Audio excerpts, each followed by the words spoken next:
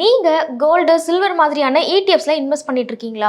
இல்ல ஒரு லாங் டர்ம்க்கு நான் இன்வெஸ்ட் பண்ண போறேன் அப்படின்னு பிளான் பண்ணிட்டு இருக்கீங்களா? அப்ப கண்டிப்பா செபியோட இந்த ப்ரொபோசல்ஸ நீங்க தெரிஞ்சுக்கணும். ஸோ ETF இன்வெஸ்ட்மெண்ட்ல செபி புதிய மாற்றங்கள கொண்டு வர இருக்காங்க. அதுக்கான ப்ரொபோசல்ஸையும் வெளியிட்டிருக்காங்க. அது என்னலாம் அப்படிங்கிறத இந்த வீடியோல டீட்டெயிலா பார்க்கலாம். ஸோ ETF தொடர்பா செபி என்னென்ன ப்ரொபோசல்ஸ் கொடுத்திருக்காங்க அப்படின்னு தெரிஞ்சுக்கிறதுக்கு முன்னாடி இந்த ETF எப்படி ஒர்க் ஆகுது அப்படின்னு நம்ம சின்னதா தெரிஞ்சுக்கலாம்.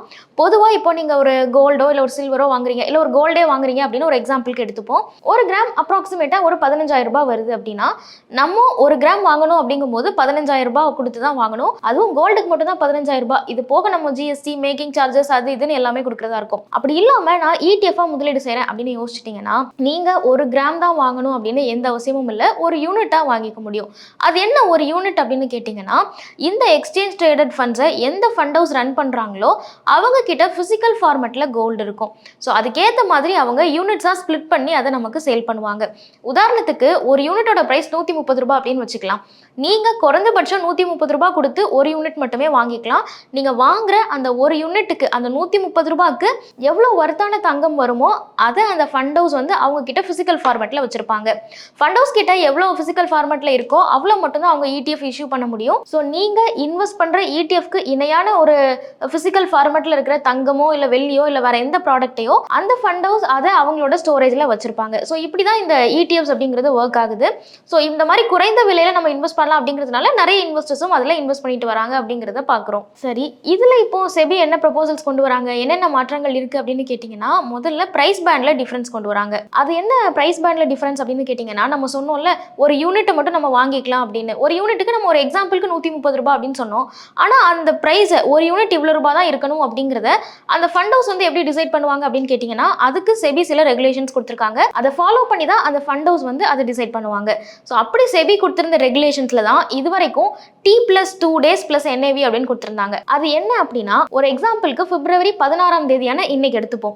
பிப்ரவரி 16ஆம் தேதி ஒரு கோல்டு ETF விலை என்னவா இருக்கும் அப்படிங்கிறத அந்த ஃபண்ட் ஹவுஸ் எப்படி டிசைட் பண்ணுவாங்கன்னா, அதுக்கு முந்தின 2 நாட்களோட NAV எடுத்துப்பாங்க. ஸோ அதுக்கு முந்தின 2 நாட்கள் தான் நம்ம T-2 days அப்படின்னு சொல்றோம்.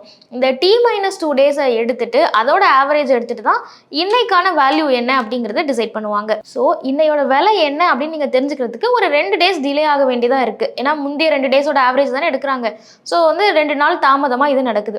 இதுல தான் மாற்றம் கொண்டு வராங்க. என்ன அப்படின்னா, 2 நாளோட ஆவரேஜ் நம்ம எடுக்க வேண்டாம். அதுக்கு பதிலா முந்தின நாளோட NAV என்னவோ அந்த பேசிஸ்ல நம்ம பிரைஸ் பேண்டை ஃபிக்ஸ் பண்ணலாம் அப்படின்னு ஒரு மாற்றம் கொண்டு வராங்க. சரி, முந்தின நாள் தான் நீங்க எடுக்க போறீங்க, அதாவது T-1 day தான் நீங்க எடுக்க போறீங்க அப்படின்னா அந்த அமௌண்ட்டும், ஏன்னா அந்த ஒரு நாள்லயே நிறைய ஃபிளக்சுவேஷன்ஸ் நடக்கும்.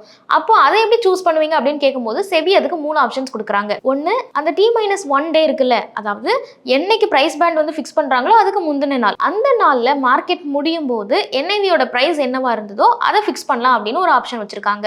இன்னொன்று, அந்த ட்ரேடிங் டைம் முடியறதுக்கு லாஸ்ட் 30 minutesல என்ன அமௌண்ட்ல ட்ரேட் ஆயிருக்கு அப்படின்னு பார்த்து அதோட ஆவரேஜ் எடுக்கிறது மூலமாகவும் இதை ஃபிக்ஸ் பண்ணலாம் அப்படின்னு சொல்றாங்க. ஸோ இதை இண்டிகேட்டிவ் NAV அப்படின்னு சொல்றாங்க. இந்த NAV அடிப்படையிலும் நம்ம டிசைட் பண்ணலாம் யூனிட் பிரைஸ் எவ்வளவு இருக்கணும் அப்படிங்கறத அப்படின்னு ஒரு ஆப்ஷன் வச்சிருக்காங்க. அப்படி இல்லைன்னா அந்த T-1 dayல இது சம்பந்தப்பட்ட ETF ஓட ட்ரேடட் வேல்யூ என்னவா இருக்கோ அதை நம்ம யூனிட் பிரைஸா ஃபிக்ஸ் பண்ணலாம் அப்படின்னு சொல்றாங்க.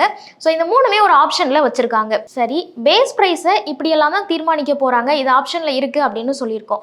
ஏன் இந்த பேஸ் பிரைஸை மாத்தணும்? அது T-2 டேவா இருந்தாலே என்ன அப்படின்னு கேட்டீங்கன்னா, நம்ம ஃபர்ஸ்டே சொன்ன மாதிரி தான் 2 நாள் டிலே ஆகுறதுனால பிரைஸ்ல ரொம்ப ஜாஸ்தியான டிஃபரன்ஸ் வருது. ஏன்னா சமீபத்தில் நம்ம பார்க்குறோம் கோல்டு, சில்வர் இதெல்லாம் பயங்கரமான ஏற்ற இருக்கும். அப்போ அது சம்மந்தப்பட்ட ETFலையும் அந்த வாலட்டாலிட்டி அப்படிங்கிறது ரொம்ப ஜாஸ்தியாக இருக்கும். அதை கொஞ்சம் கம்மி பண்ணணும் அப்படிங்கும்போது நீங்கள் T-1 டேல நம்ம போகலாம் அப்படின்னு செபி ப்ரிஃபர் பண்ணுறாங்க. ரெண்டாவது, கார்பரேட் ஆக்ஷன்ஸ், அதாவது டிவிடெண்ட் கொடுக்குறது, ஸ்டாக் ஸ்பிளிட் கொடுக்குறது, இல்லை போனஸ் இஷ்யூ பண்ணுறது, இந்த மாதிரியான நடவடிக்கைகளில் அந்த நிறுவனம் வந்து ஈடுபடணும் அப்படின்னு நினைக்கிறாங்கன்னா அதுவும் இந்த T-1 டேல நடக்கும் பட்சத்தில் அந்த ப்ராசஸ் ரொம்ப சுலபமாக இருக்கும், நிறைய வேரியேஷன்ஸ் இருக்காது அப்படின்னு சொல்கிறாங்க. ஸோ இதனாலையும் பேஸ் ப்ரைஸில் மாற்றம் கொண்டு வரணும் அப்படின்னு எதிர்பார்க்குறாங்க. சரி, அடுத்த சேஞ்சஸ் என்ன அப்படின்னு பார்த்தோம்னா, இந்த பிரைஸ் பேண்ட் அப்படின்னா என்னன்னா, ஒரு நாளுக்கு அந்த ETF எவ்வளோ தூரம் ஜாஸ்தியாக வாலடைல் ஆகலாம், எவ்வளோ அப்பர் லிமிட் போகலாம், எவ்வளோ லோவர் லிமிட் போகலாம் அப்படிங்கிற அந்த ஒரு ரேஷியோவை தான், அந்த ஒரு பேண்டை தான் பிரைஸ் பேண்ட் அப்படின்னு சொல்றாங்க. ஸோ ஆல்மோஸ்ட் எல்லா இடிஎஃப்ஸுக்குமே அது ஒரு அப்பர் ரேலி போச்சு அப்படின்னாலும் அதிகபட்சமா 20%, இல்ல அது ஒரு கரெக்ஷன் ஏற்பட்டாலும் அதிகபட்சமா 20% அப்படிங்கிற மாதிரி தான் போயிட்டு இருக்கு. ஸோ இதுல சில மாற்றங்கள் கொண்டு வரணும் அப்படின்னு செபி நினைக்கிறாங்க. ஸோ இது ஒரு ஈக்விட்டி இல்ல டெட் பேஸ்டு இடிஎஃப் இருந்தது அப்படின்னா அதுக்கு ஒரு +or-10% வச்சுக்கலாம் அப்படின்னும், ஒருவேளை தேவை ஏற்பட்டுச்சுன்னா அதை 20% வரைக்கும் அதிகப்படுத்திக்கலாம் அப்படின்னும் ப்ரப்போஸ் பண்றாங்க. அதுக்கப்புறம் gold and silver ETF. Gold and silver ETF பொறுத்த வரைக்கும் ஓப்பன் ஆகும்போதே அதில் ஏதாவது ஃப்ளக்சுவேஷன்ஸ் வருது அப்படின்னா ஒரு +or- அதாவது ஏற்றமோ இறக்கமோ 6% வரைக்கும் நடக்கலாம். அது மார்க்கெட் ஓப்பன் ஆகி ஒரு 15 நிமிஷம் ஒரு ரெஸ்டிங் பீரியட், அந்த ரெஸ்டிங் பீரியட்ல ஒரு 6% வரைக்கும் அப்ஸ் அண்ட் டவுன்ஸ் போய்க்கலாம். ரெஸ்டிங் பீரியட் முடிஞ்சதுக்கு அப்புறமா அதிகபட்சமா 15% வரைக்கும் அப்ஸ் அண்ட் டவுன்ஸ் போய்க்கலாம்.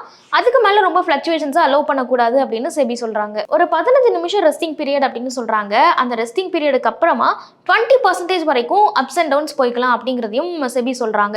ஸோ இதுவும் ஒரு முக்கியமான ப்ரப்போசலா இருக்கு, அந்த பிரைஸ் பேண்டை ஃபிக்ஸ் பண்றது. ஒருவேளை இன்டர்நேஷனல் மார்க்கெட்ல இதோட பிரைஸ் வந்து ரொம்ப ஃப்ளக்சுவேட் ஆகுது அப்படின்னா அதுக்கேற்ற மாதிரி இங்கேயும் வந்து ப்ரைஸை கொஞ்சம் அட்ஜஸ்ட் பண்ணிக்கலாம் அப்படிங்கிறதையும் சொல்றாங்க. ஸோ இதெல்லாம் தான் செபி வந்து இடிஎஃப்ல கொண்டு வர போற முக்கியமான மாற்றங்கள், அதுக்கான ப்ரப்போசல்ஸை கொடுத்துருக்காங்க. இந்த ப்ரப்போசல் மேல மக்களோட ஒப்பீனியன் என்ன, இந்த மாற்றங்கள்லாம் வரதை பத்தி மக்கள் என்ன நினைக்கிறாங்க அப்படிங்கிறது எல்லாமே மக்கள் கிட்ட இருந்து கருத்துக்களாக கேட்டு தெரிஞ்சுக்கிறதுக்காக செபி விரும்புறாங்க. அதுக்கு மார்ச் 6ஆம் தேதி வரைக்கும் டைம் கொடுத்துருக்காங்க. ஸோ இந்த பீரியட்குள்ள உங்களோட ஒப்பீனியன் இடிஎஃப் இன்வெஸ்ட்மெண்ட்ல இந்த சேஞ்சஸ்லாம் வரதை நீங்க எப்படி பாக்குறீங்க அப்படிங்கிறது எல்லாமே நீங்க செபிக்கு தெரியப்படுத்தலாம். ஸோ இடிஎஃப்ல இன்வெஸ்ட் பண்ணணும் அப்படின்னு ஒரு லாங் டேர்ம்ல இன்வெஸ்ட் பண்ணணும் அப்படின்னு நீங்க பிளான் பண்ணிட்டு இருக்கீங்கன்னா இந்த சேஞ்சஸ் எல்லாமே தெரிஞ்சுக்கோங்க. ஸோ இதனால பெரிய அளவில் உங்களுக்கு ரிட்டர்ன்ஸ் பாதிக்கப்படுமா அப்படின்லாம் கேட்டிங்கன்னா அதெல்லாம் எதுவும் இல்லை. பட் அது எப்படி ஒர்க் ஆகுது அப்படிங்கிற அந்த ஃபங்க்ஷன்ஸை வந்து கொஞ்சம் மாற்றிருக்காங்க. ஸோ இதனால நிறைய பாசிட்டிவான விஷயங்கள் நடக்கும் அப்படின்னு தான் செபியும் ப்ரப்போஸ் பண்ணுறாங்க. ஸோ இடிஎஃப்ல வந்துருக்கிற இந்த சேஞ்சஸை நீங்கள் எப்படி பார்க்குறீங்க அப்படிங்கிற உங்களோட கருத்துக்கள் எல்லாத்தையும் கமெண்ட்ஸில் சொல்லுங்கள். மேலும் ஈடி தமிழ் சேனல்ல வரப்போகும் பிசினஸ் மற்றும் அது ரிலேட்டடான வீடியோவை பார்க்க உடனே கீழே இருக்க சப்ஸ்கிரைப் பட்டனை கிளிக் பண்ணுங்க.